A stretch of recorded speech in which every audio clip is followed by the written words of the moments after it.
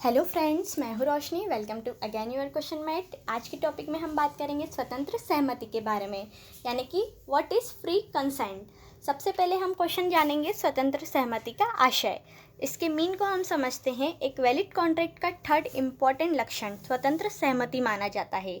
स्वतंत्र सहमति की एक्सप्लेनेशन करने से पहले हम स्वतंत्र सहमति का अर्थ जान लेते हैं। What is consent. Contract act की धारा 13 के अकॉर्डिंग जब दो या दो से अधिक व्यक्ति एक ही बात पर एक ही भाव से सहमत होते हैं तो उसको सहमति मानी जाती है। स्वतंत्र सहमति का अर्थ हम समझते हैं।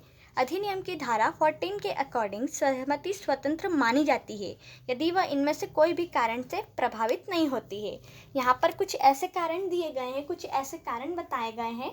जब तक इनमें से कोई एक कारण नहीं होता है तब वह सहमति स्वतंत्र मानी जाती है, लेकिन अगर इनमें से कोई एक कारण उसमें मौजूद होता है तो वह सहमति स्वतंत्र नहीं मानी जाती है। तो सबसे पहले हम इसके कारणों को जानते हैं।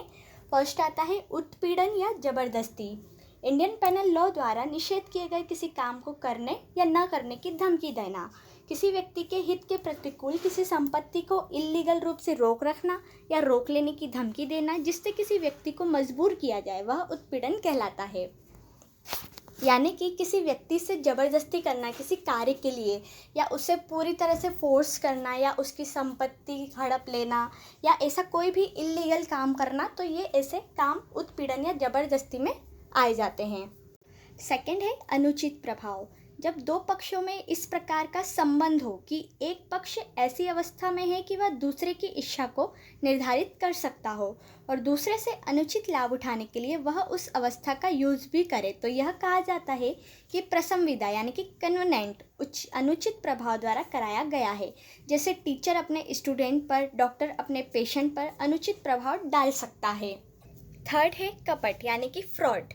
जब कोई व्यक्ति जानबूझकर दूसरे पक्ष के साथ अपने स्वार्थ की पूर्ति के लिए कोई काम करता है तो इसे कपट कहा जाता है।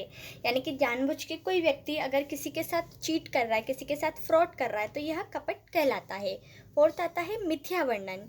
जब एक पक्ष दूसरे पक्ष से झूठ बोलकर कोई किसी सामने वाले पक्ष की अज्ञानता का फायदा उठाकर कोई कार्य करवाता है तो उसे मिथ्या वर्णन कहते हैं। यानी कि दो पार्टीज है, एक पार्टी जो है झूठ बोलकर सामने वाले से अपना काम करवा रही है। अब सामने वाले को उस चीज़ की नॉलेज नहीं है कि ये काम सही है या गलत, तो इसे यहाँ पर मिथ्या वर्णन के अंतर्गत माना जाता है। नेक्स्ट आता है त्रुटि या गलती। त्रुटि या तो फैक्ट हो सकती है या लॉ की हो सकती है, यानी कि या तो तथ्य की भी हो सकती है या विधान की भी हो सकती है। जब समझौतों के दोनों ही पक्ष ऐसे फैक्ट के संबंध में जो कि समझौते के लिए ज़रूरी है गलती कर रहे हो तो समझौता वॉइड माना जाता है। यानी कि ये जो समझौता होगा वह वॉइडेबल यानी कि व्यर्थ नहीं माना जाएगा। ये यहाँ पर ये ऐसे रीज़न है, अगर इनमें से कोई भी एक रीज़न किसी सहमति में स्वतंत्र सहमति में माना जाता है तो यहाँ पर स्वतंत्र सहमति नहीं होगी। अब हम देखते हैं कि सहमति स्वतंत्र कब नहीं होती है। तो सहमति स्वतंत्र कब नहीं होगी, जब कोई सहमति उत्पीड़न, अनुचित प्रभाव, कपट, मिथ्या वर्णन, गलती या त्रुटि के कारण प्रदान की जाए तो सहमति स्वतंत्र नहीं मानी जाएगी। सो फ्रेंड्स, हमने जाना सहमति स्वतंत्र कब नहीं होती है और स्वतंत्र सहमति किसे कहते हैं और किन कारणों की वजह से सहमति स्वतंत्र नहीं मानी जाएगी। आई होप कि आपको ये टॉपिक समझ में आया होगा। अगर आपके मन में कोई डाउट है या आप हमसे कोई क्वेश्चन पूछना चाहते हैं तो हमसे कमेंट में पूछ सकते हैं। हम आपके सवालों का जवाब देने की पूरी कोशिश करेंगे। हमारी वीडियो को एंड तक देखने के लिए एक बार फिर से आपका बहुत सारा धन्यवाद। फिर मिलेंगे एक ऐसी यूज़फुल वीडियो के साथ। तब तक have a good life, make a great story of your life.